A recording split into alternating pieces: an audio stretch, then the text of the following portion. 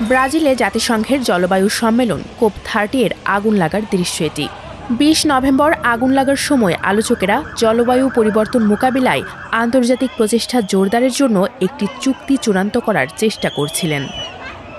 দুপুর ২টায় আগুন লাগার পর সম্মেলনস্থলে আতঙ্ক ছড়িয়ে পড়ে। লোকজন ছুটোছুটি শুরু করেন। ফলে সম্মেলনে গুরুত্বপূর্ণ আলোচনা বন্ধ হয়ে যায়। প্রতিনিধিদের দ্রুত ভবন খালি করতে বলা হয়। গত সপ্তাহে এ সম্মেলনের নীতি, প্রতিশ্রুতি, চুক্তি নিয়ে আলোচনা শুরুর পর এটি ছিল তৃতীয় বড় কোনো ঘটনা। এর আগে আদিবাসী বিক্ষোভকারীরা ভেন্যুতে ঢুকে প্রবেশদ্বার অবরোধ করে শান্তিপূর্ণ অবস্থান নিয়েছিলেন।